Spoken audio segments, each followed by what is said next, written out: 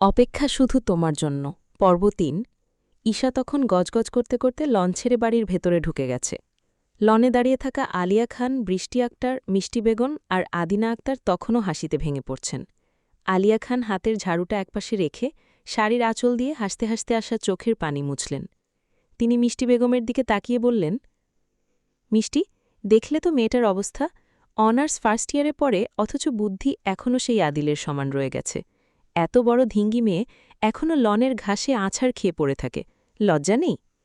মিষ্টি বেগম হাসতে হাসতেই উত্তর দিলেন, বড় আপা, ঈশা তো আমাদের বাড়ির প্রাণ, ও একটু ওরকম চঞ্চল না থাকলে এই বাড়িটা কি আর বাড়ি মনে হতো? তবে আজ ইনা যা করল তাতে ঈশার রাগ হওয়াটাই স্বাভাবিক, বেচারি একদম কাক ভেজা হয়ে গেছে।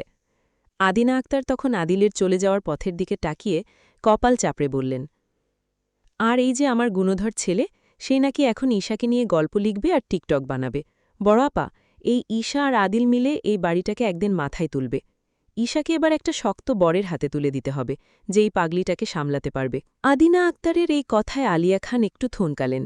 তারপর মুচকি হেসে বললেন, আগে সায়ান আসুক, ওর মত কি সেটা জানা দরকার।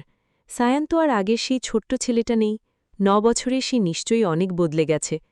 বৃষ্টি আক্তার তখন আলিয়া খানের কাঁধে হাত রেখে নিচু স্বরে বললেন, বড় আপা ঠিকই বলেছ, মেজকর্তা আর ছোটকর্তা কিন্তু সায়ানের আশা নিয়ে অনেক বড় পরিকল্পনা করছেন।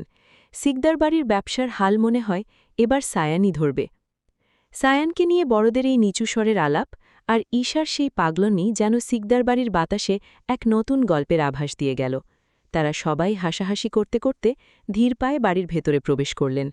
ঈশা যখন ধীর পায়ে সিঁড়ি দিয়ে নিচে নেমে আসছিল, তখন ড্রয়িং রুমে উপস্থিত সবার নজর আটকে গেল তার উপর। সিকদার বাড়ির বাকি সবার চেয়ে ঈশার গায়ের রং যেন একটু বেশিই শুভ্র। তার বাম চোখের ঠিক পাশে কালো আর বাদামি রঙের মিশ্রণে আঁকা সেই ছোট্ট সুন্দর তিলটি যেন তার মায়াবী চেহারার পূর্ণতা দিচ্ছে। পাপড়ির মতো নরম গোলাপি ঠোঁট আর তার ওপরেই চিকন কালো বাদামি ভ্রু জড়া। ঈশার সবচেয়ে বড় রহস্য লুকিয়ে আছে তার মায়াবী সবুজ চোখের মণি দুটিতে। বড় বড় ঘন পাপড়ির আড়ালে সেই চোখ দুটো যে কাউকে সম্মোহিত করার ক্ষমতা রাখে। ঠোঁটের উপরের ডান দিকে আর নাকের পাশে আরও দুটি অতি ক্ষুদ্র তিল ঈশার চেহারায় এক অন্য রকম আভিজাত্য এনে দিয়েছে।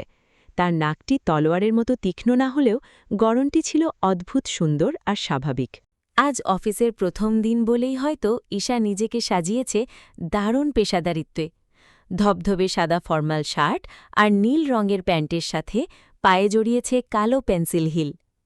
চোখে কালো চশমা আর ঠোঁটে গাঢ় লাল লিপস্টিকের সেই ছোঁয়া ঈশাকে করে তুলেছে অনন্য সাধারণ ও স্মার্ট। তার এই রূপ দেখে যে কেউ থমকে যেতে বাধ্য। ড্রয়িং রুমের বিশাল সোফায় তখন আসর জমিয়ে বসে আছেন আহমেদ সিকদার, অনিকেত সিকদার, আরাফ সিকদার আর বাড়ির সব কর্ত্রীরা। উপস্থিত আছেন দাদি জাহানারা রাবেয়া, ইনা আর ছোট আদিলও। ঈশাকে এই সাজে দেখে সবাই মুহূর্তের জন্য বাক্যহারা হয়ে গেলেন। স্তব্ধতা ভেঙে প্রথম মুখ খুললেন দাদি জাহানারা রাবেয়া। মুগ্ধ চোখে তাকিয়ে বললেন, ঈশা নাতনি, তরে অনেক সুন্দর লাগতাছে রে। দাদির প্রশংসায় ঈশার মুখে খুশির ঝলক খেলে গেল। সে আবদারের সুরে বলল, সত্যি দাদি?